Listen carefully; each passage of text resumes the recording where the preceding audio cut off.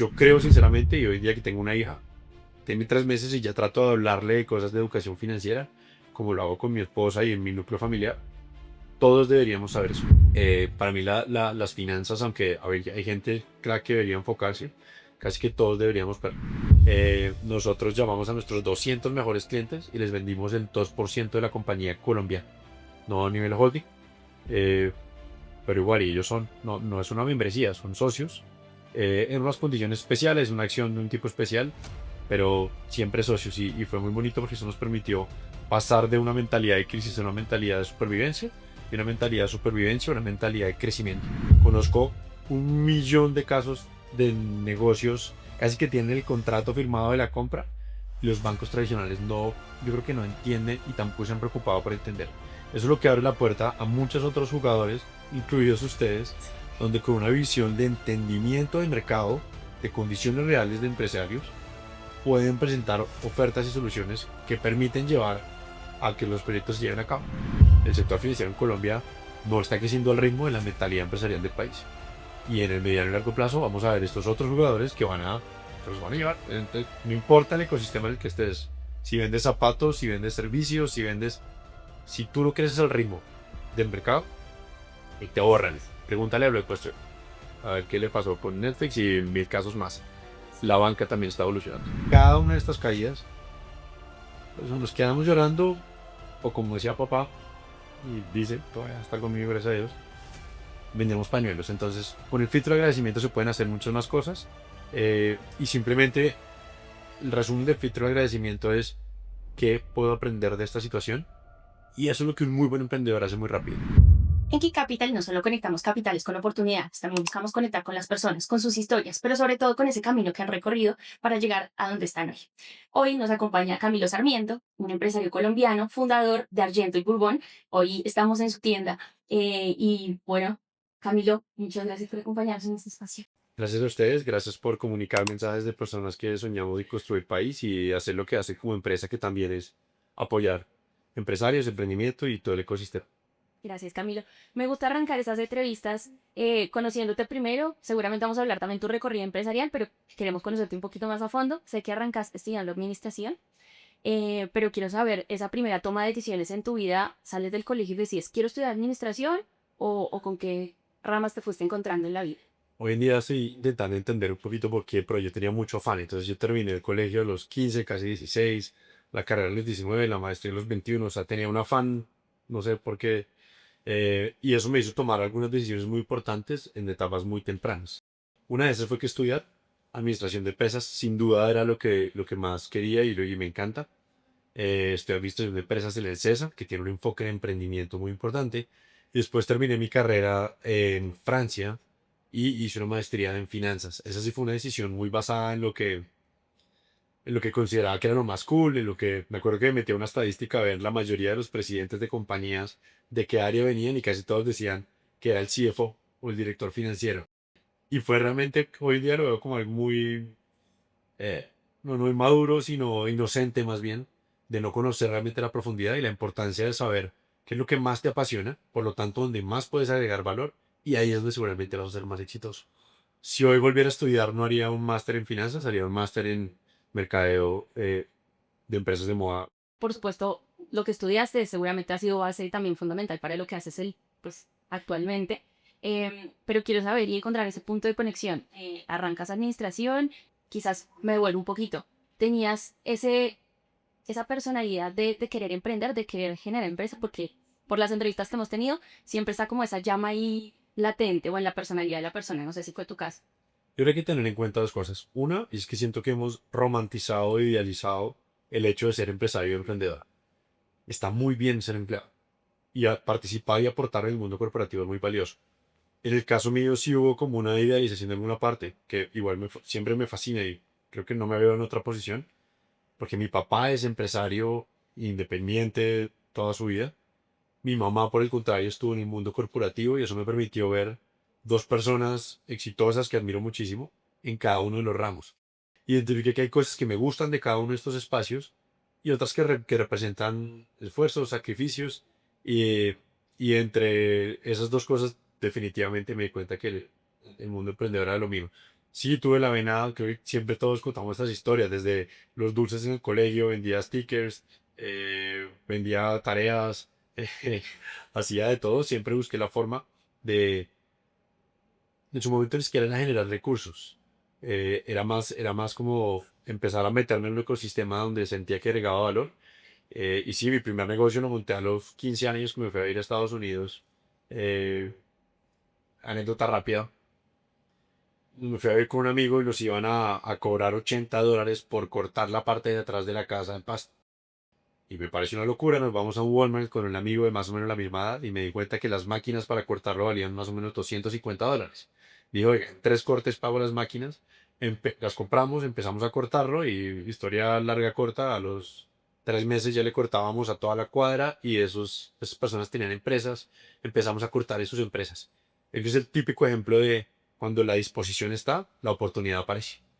Y ahí nace el primer emprendimiento. Perfecto. ¿Y cómo llega a tu vida el mundo de la moda? ¿Cómo se te cruza también esa vena y ese gusto, no solo para crear después, obviamente, tu marca, sino en tu marca personal? Si esperemos y es un referente también de un hombre colombiano que tiene un estilo también muy marcado. Entonces, ¿cómo entra la moda ahí en tu vida?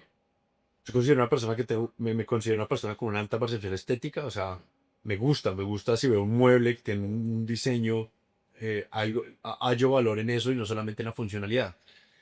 Específicamente en la moda, tanto mi mamá como mi papá tienen también esa percepción estética. Mi papá es el típico hombre combinador que combina el pulso del reloj con el cinturón, con los zapatos, con el maletín, hablando de cueros, y eso como que lo heredé muchísimo.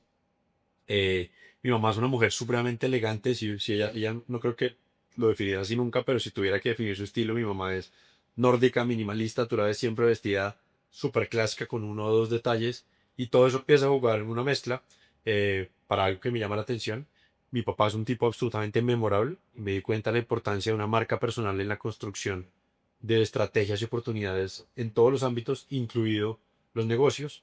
Y creo que eso se junta todo para un interés particular. Cuando me voy a estudiar a Francia, me enamoré, o sea, vi, me acuerdo la primera vez que vi me acuerdo la primera vieja que vi entrando a la universidad vestida súper casual, pero que me impactó muchísimo y dije, o sea, así se visten para ir a la universidad. Y después tuve un par de conversaciones interesantes, por ejemplo, un tipo que era francés, que estaba en mi maestría y yo le hacía bullying o lo molestaba, le decía que siempre se traían los mismos 2 zapatos. Él me decía, ¿a ti te parece normal tener 10 zapatos que te duran un mes? A mí me parece tener normal tener 2 zapatos que me duren toda la vida. Entonces son cosas más profundas que se empiezan a meter en el mundo de emprendimiento, que empiezan a afectar la percepción estética y de la moda. Y terminé trabajando en el conglomerado de lujo más importante del mundo. Eso fue un efecto que también a su vez catapultó y pues por eso estamos aquí hoy, Archit. Perfecto. Ahí mencionabas un poco en el lugar donde trabajaste, que por supuesto son marcas súper reconocidas y de lujo del mundo de la moda, pero trabajaste en el lado financiero. Entonces cuéntame un poquito esa experiencia tuya en el lado financiero y por qué terminaste un poco alejándola también y decir, no conecto del todo con eso. Mi máster fue en finanzas y me sirve muchísimo y siempre. De ahí termino entrando a algo que yo creo que fue lo que menos me gustó de ese mundo financiero slash contable, que era controlling.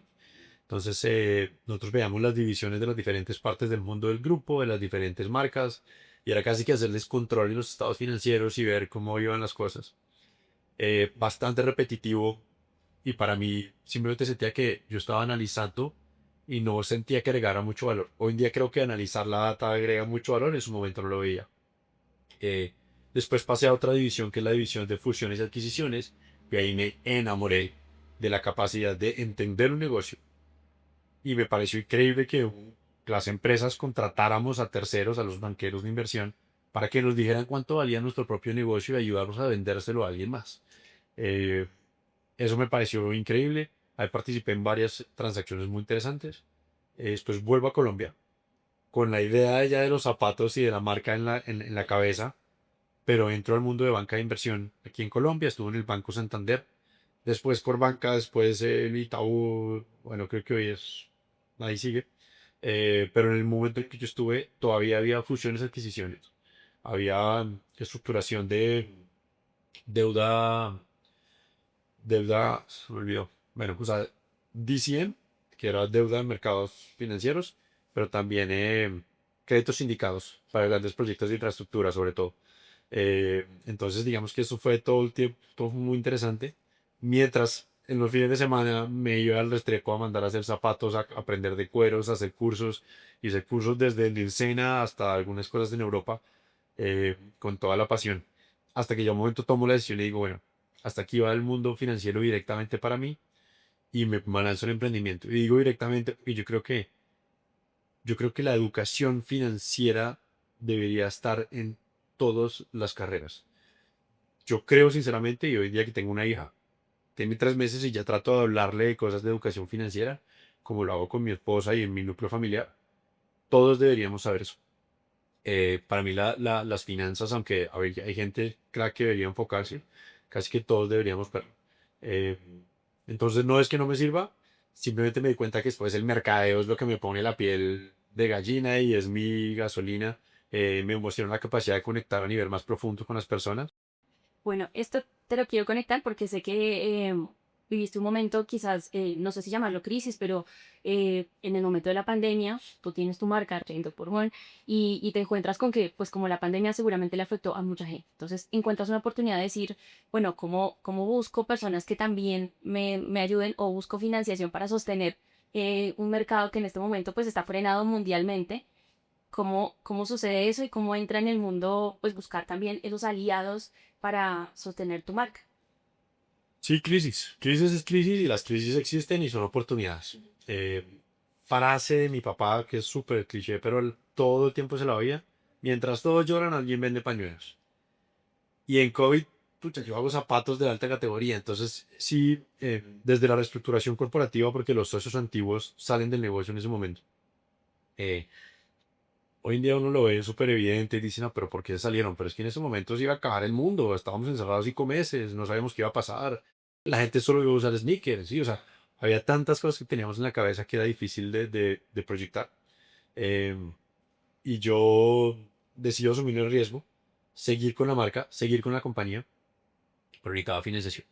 Ir en una reunión con mi cuñado, que es uno de mis mentores empresariales, espirituales, de todo tipo, un man que quiero muchísimo, y con otro equipo de asesores contable y legal, decimos, bueno, ¿qué tenemos? Teníamos inventario y teníamos clientes, muchos clientes que amaban la marca. Entonces decimos, ¿cómo salimos del inventario en un momento en el que nadie quiere comprar este producto y ratificamos la relación con los clientes? Y ahí hicimos algo que de hecho ahorita estamos retomando muy fuertemente, que se llama The Founders, y fue un crowdfunding. Para los que no conocen ese modelo, básicamente uno puede vender de forma anticipada producto o acciones de un proyecto. Nosotros llamamos a nuestros 200 mejores clientes y les vendimos el 2% de la compañía colombiana, no a nivel holding. eh, pero igual, y ellos no es una membresía, son socios, en unas condiciones especiales, una acción de un tipo especial, pero siempre socios. Y fue muy bonito porque eso nos permitió pasar de una mentalidad de crisis a una mentalidad de supervivencia, de una mentalidad de supervivencia a una mentalidad de crecimiento. Exacto. Ahí te quería preguntar, ¿no sé, buscaste otras alternativas antes de llegar, por supuesto, a esa idea que igual me parece increíble, como también fortalecer la marca y quizás también la confianza en tus clientes y como generar un tú a tú interesante como marca y cliente, pero ¿qué otras alternativas buscaste? Bueno, también vienes de las finanzas, no sé si fuiste a una banca tradicional. Busqué, por supuesto, banca tradicional, pero la banca tradicional, y particularmente en Colombia, es supremamente adversa al riesgo, lo cual para mí, y lo puedo decir porque estuve y me senté mil veces con comités de riesgos a presentar proyectos, eh, por default está mal. ¿Sí? O sea, el emprendimiento es riesgo. Por eso los fondos de inversiones te invierten en 10 compañías y de entrada saben que dos o tres se van a cotear, otras sobrevivirán y una o dos la van a reventar y van a cubrir todo eso. Eso es un VC o un hedge fund, depende de cómo se llama. Entender entonces un banco que no tenga crédito, pues eso tiene una implicación grandísima en el crecimiento de nuestra economía empresarialmente. Conozco 1 millón de casos de negocios casi que tienen el contrato firmado de la compra y los bancos tradicionales no, yo creo que no entienden y tampoco se han preocupado por entender. Eso es lo que abre la puerta a muchos otros jugadores, incluidos ustedes, donde con una visión de entendimiento del mercado, de condiciones reales de empresarios, pueden presentar ofertas y soluciones que permiten llevar a que los proyectos se lleven a cabo. Entonces, en el caso mío, pues me tocó inventar esa vaina, pero ya hay otras plataformas, empresas que prestan ese tipo de servicios. Eh, y qué valioso sería entonces para fomentar el crecimiento de los nuevos empresarios buscar este tipo de esquemas y alternativas. Pero sí, yo creo que por eso es que, y esto lo digo con toda confianza, el sector financiero en Colombia no está creciendo al ritmo de la mentalidad empresarial del país. Y en el mediano y largo plazo vamos a ver estos otros jugadores que los van a llevar. Entonces, no importa el ecosistema en el que estés. Si vendes zapatos, si vendes servicios, si tú no creces al ritmo del mercado, y te borran. Pregúntale a Blockbuster a ver qué le pasó con Netflix y mil casos más. La banca también está evolucionando.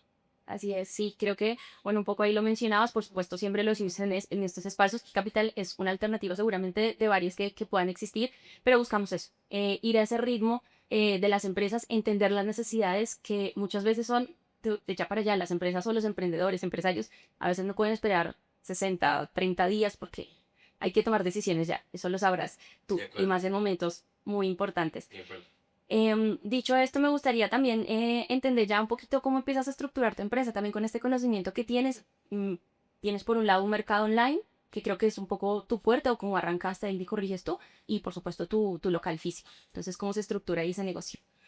No comenzamos online, comenzamos lo más offline que se puede comenzar, que es una maleta en el baúl del carro, visitando amigos, peleando para que no me dijeran, oiga, venga, véndame en la casa, sino en la oficina. Es que si le vendo en la oficina está el colega, el jefe, el de al lado que se podía antojar. Eh, Eso duró unos meses, después hubo una apertura de un local muy pequeño de 20 metros cuadrados, después abrimos ya nuestra primera tienda y el crecimiento hasta COVID siempre fue una mentalidad muy tradicional. Teníamos un crecimiento anual promedio ponderado o le fascina a los gringos este indicador, el Compound Annual Growth Rate del 70%, que era muy interesante para una industria tan tradicional, pero no es suficiente para lo que queríamos. Y veníamos con un plan de expansión muy grande y llega COVID y ahí viene esta crisis que pues, lo podemos ver de diferentes formas. Para mí fue lo que me llevó a pensar en otras formas de financiación y en otras formas de expansión también. Y aparece el mundo online. Online hoy en día representa más del 60% de nuestras ventas. Online nos permite medir, analizar y entender el riesgo de forma diferente. Es que no es huirle al riesgo, es entenderlo. Entonces nosotros, por ejemplo, eso nos permite testear mercados de forma más rápida. Cuando vemos oportunidades podemos profundizar desde la pauta o con otro tipo de esfuerzos para profundizar las ventas en un mercado específico. Y con ese validador ya es mucho más fácil tomar la decisión de abrir tiendas. Entonces no es si las tiendas físicas o el mercado online es una respuesta, son cómo se complementan. Hoy en día, si tenemos interés de abrir puntos físicos en otros mercados, los que ya hemos validado más a través del online, Estados Unidos y México, en ese orden. Pero incluso, por ejemplo, podemos ya diseñar experiencias offline temporales, un pop-up, experiencias específicas que faciliten la creación de una experiencia 360 alrededor de la marca, que aumentan la confianza de los clientes nuevos en un país en el que no tienes presencia normalmente. Bueno, tiene varios factores que permiten, en general, mejorar el 360 de marca y todo eso se ve reflejado en los números finales. Eso, por ejemplo, también es algo que normalmente las empresas o los bancos les cuesta entender. Entonces nosotros, por ejemplo, tenemos relaciones con bancos tradicionales en Colombia y les decimos, oiga, es que yo vendo el 60% en otros países, mire la o sea, plataforma, todo el sistema de recaudo, todo súper claro y no, pero esas ventas no nos cuentan. Plata real, dólares, miles de clientes recurrentes. Tenemos una tasa de compute, lo que te decía ahorita off antes de comenzar, pero tenemos tasas de conversión más alta. En nuestra página web convierte mucho mejor por fuera. Tenemos ticket promedio más alto. Tenemos mayor recurrencia y frecuencia, o sea, mayor recompra y viene cada menos tiempo. Pagan más en cada ticket y es más fácil que convierta. Y los bancos todavía nos dicen, no, no, no, lo apoyo, pero para Colombia. Es como, entonces hay un reto ahí como emprendedor y hay dos opciones. Frustrarse o lo que hace un emprendedor por definición y es como el río. Buscar nuevos Es caminos por donde me muevo y siempre ya me llegamos. acompaña en ese camino. Y buscar esos aliados que nos permitan. Algo que yo tenía un socio que tenía esta frase y me encanta y es, mire, en un momento usted necesita una canoa para atravesar un río y después necesita un tractor para, o sea, lo que él quería decir era, no todos los aliados funcionan para todas las etapas de un negocio. Yo creo que hoy en día, con un poco más de experiencia, después de ya 10 años de emprendimiento, eh, uno siempre dice, no, tengo que escoger bien a las personas de mi equipo. Tengo que escoger bien y qué canales voy a vender. Tengo que escoger bien qué aliados. Si hubiera escogido otros aliados de financiación en una etapa más temprana, estoy seguro que tendría por lo menos un 2 o 3x más de crecimiento en el total de mi compañía. A veces así sea incluso un poquito más costoso. Pues es lo mismo que hacen los inversionistas. Asumen un poquito más de riesgo y están dispuestos a recibir también más beneficios. Entonces, si usted no quiere tener riesgo, señor banco, no busque emprendimientos, busque compañías tradicionales y pídales crecimientos año a año de IPC más 3. Pero la disyuntiva es que quieren crecimientos tipo Rappi con operaciones tipo Lexi. Eso no pasa. Tanto a nivel de financiación y también eso es un ecosistema que como empresarios tenemos la responsabilidad de crear. También las personas que contratamos deben pensar así. También el producto que desarrollamos tiene que tener ese potencial de escalabilidad. Y lo digo yo que estoy en unas industrias más tradicionales, estos zapatos. El otro día hablaba con un experto en online y me decía, pucha, si usted puede vender zapatos de alto precio en online, se puede vender cualquier cosa. Son uno de los productos más difíciles de fitting, de que te quede bien, que te apriete. Y se puede. Siempre se puede. El emprendedor siempre lo va a poder hacer. Sí, bueno, de hecho también tu mercado pues, es exclusivo para hombres, entonces ahí también reduces un poco más esas posibilidades, sin embargo, lo vienes haciendo. Ya eso es, siempre se puede. El otro día veía una entrevista tuya y decías, hay que cambiar como la forma de preguntarse, sé cómo, no, No es si se puede, no es si se puede, es cómo. Y es algo, la mayoría de mi equipo es muy joven y me encanta eso, que tiene muchas cosas. Pero algo que es muy normal cuando uno sale en etapas tempranas de su vida profesional es, no, no, cambio, eso es imposible. ¿Cómo? Y empiezan a insistir, yo soy un intenso y cómo, y cómo, y cómo, y cómo, y cómo. Y ellos mismos se sorprenden porque lo logran. Mi rol es insistir, mi rol es profundizar. Y en eso, por supuesto, que yo también aprendo muchísimo. Si ellos están en el escalón 1, yo estoy en el 2 de 100 que vamos a crecer juntos. pues y te escucho y hablamos de un recorrido y de todos los aprendizajes que ya nos has dado a lo largo de esta entrevista y eres un empresario muy joven, entonces también es como todos los aprendizajes que has logrado en este tiempo, haces un balance de tu vida y dices, te ves hoy y dices, logré un poco lo que tenía en la cabeza. No es exactamente lo que creía, pero mira, yo creo que, y ahora que tengo una hija de 4 meses, cumple mañana, eh, es algo que lo repito mucho a las personas que siempre me dicen y te hago el paralelo. Ay, pero no está durmiendo nada, pero está cansado. Y siempre les digo, póngale el filtro de agradecimiento. O sea, a sus gafas, póngale un filtro de agradecimiento. Y de repente va a ver todo diferente. El emprendimiento es exactamente lo mismo.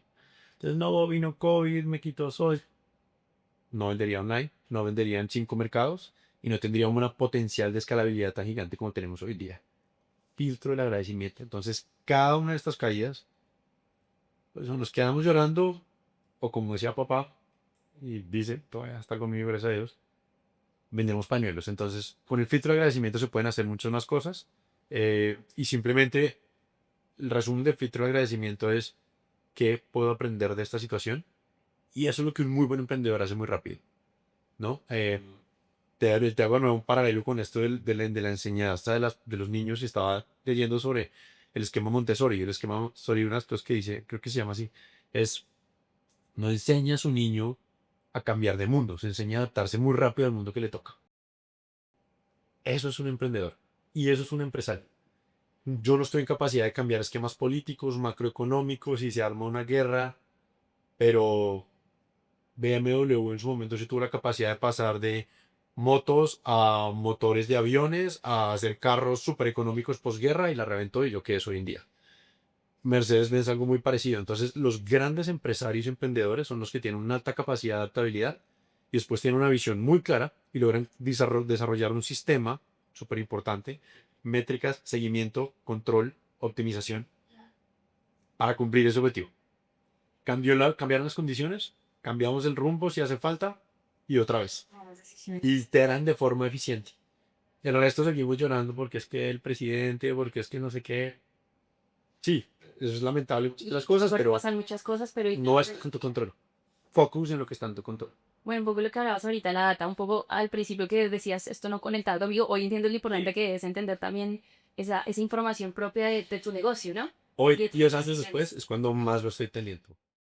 Y de nuevo, entonces podía darme riesgo y decir, pucha, si hubiera medido esto, pues obviamente me hubiera encantado. Entonces ahora, ¿cómo lo meto dentro del ADN de la compañía?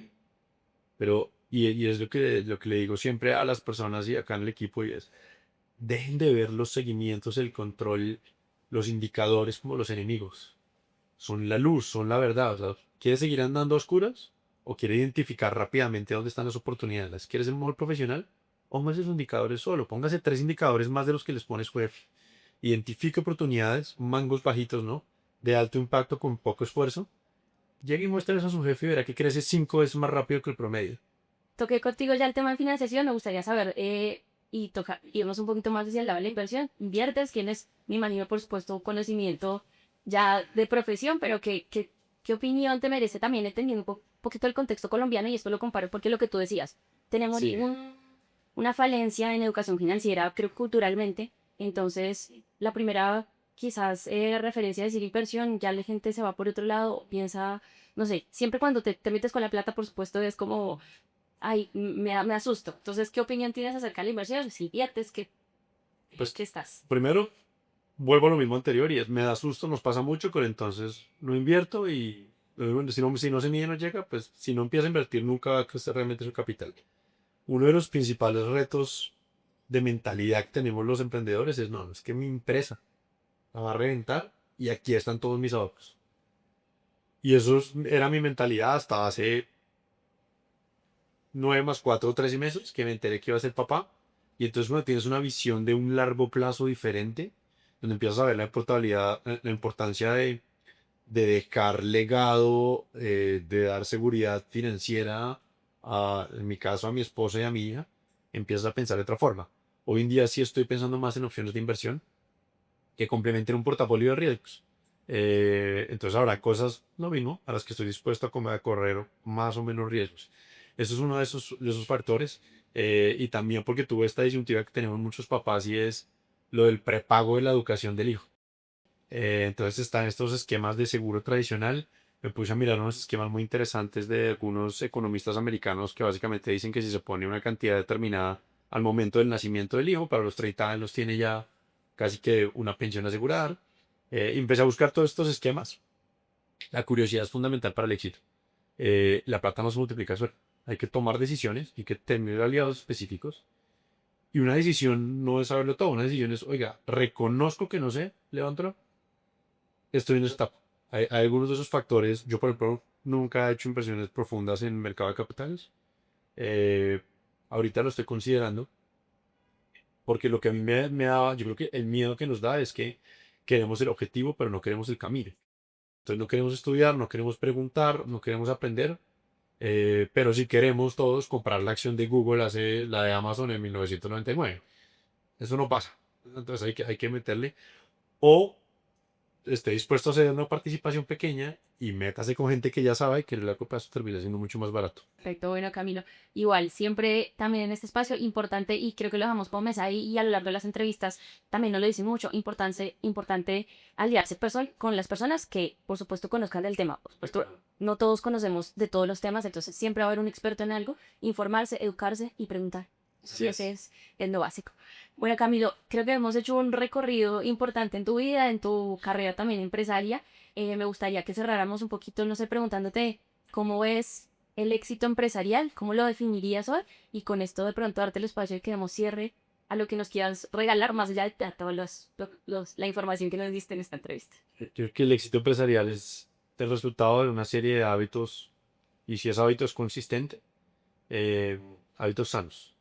Entonces hay hábitos que nos imponemos a veces, no toca pararse temprano, toca entrenar, toca no sé qué. También hay hábitos sanos que son más bonitos y no los hablamos nunca y es, eh, me aseguro siempre de decir lo que realmente pienso con respeto, incluso a mí mismo. Y entonces tomo decisiones que me lleven a las cosas que realmente amo y eso es parte fundamental de la autenticidad. Y ese es el camino del éxito. En Argento siempre promovemos y decimos que la única forma de ser realmente feliz es a través de la autenticidad. Si tú no eres capaz de decirte lo que amas, lo que quieres hacer, no vas a ser feliz, no vas a dar tu 100%. En emprendimiento es lo mismo. Encuentras esa pasión y creas esa serie de hábitos que te lleven a un buen resultado.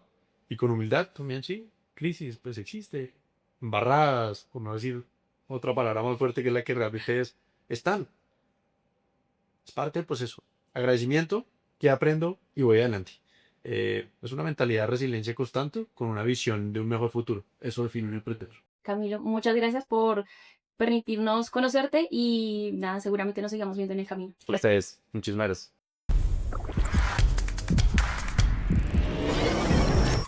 Key Capital.